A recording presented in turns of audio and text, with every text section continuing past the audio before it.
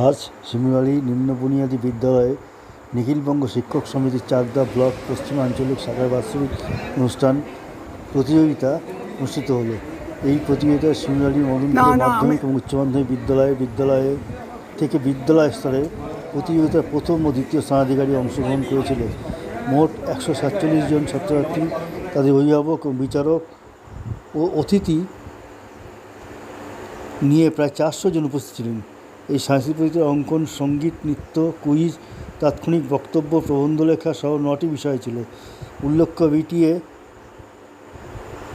একটা শব্দপ্রাচীন শিক্ষক সংগঠন, ব্রিটিশ আমলে যার জন্ম। 1920 সাল থেকে এই সংগঠন শিক্ষক ও শিক্ষা আন্দোলন করে আসছে। 1992 সাল থেকে সুস্থ সাংস্কৃতিক অঙ্গ এবং ছাত্রদের পড়াশোনার পাশাপাশি সাংস্কৃতিক চেতনার মান উন্নত করার জন্য এই সাংস্কৃতিক প্রতিযোগিতা প্রতি বছর করা হয়। সংগঠনের কেন্দ্রীয় কমিটির সদস্য ও প্রধান শিক্ষক সরকার এই প্রতিযোগিতা উদ্বোধন করেন। এছাড়া ছিলেন সংগঠনের জেনারেল সম্পাদক নারায়ণ বিশ্বাস, সভাপতি সঞ্জীব বিশ্বাস, জেনারেল সদস্য রঞ্জিত দাস, দীনেশ মৈত্র, পার্থবতী মিত্র এবং মহাসদস্য গোপাল স্বর্ণকার। প্রতিযোগিতা শেষে সকল প্রতিযোগীদের পুরস্কার প্রদান করা হয়। উল্লেখ্য, আগামী 22 আগস্ট কল্যাণী মহকুমা হবে আঞ্চলিক প্রতিযোগিতার প্রথম ও দ্বিতীয় স্থান অর্জনকারীরা সেখানে অংশগ্রহণ করবে। নদীয়া স্তরের প্রতিযোগিতা এবং সর্বশেষ স্তরের প্রতিযোগিতা অনুষ্ঠিত হবে পশ্চিমবঙ্গ রাজ্য কমিটির প্রতিযোগিতা।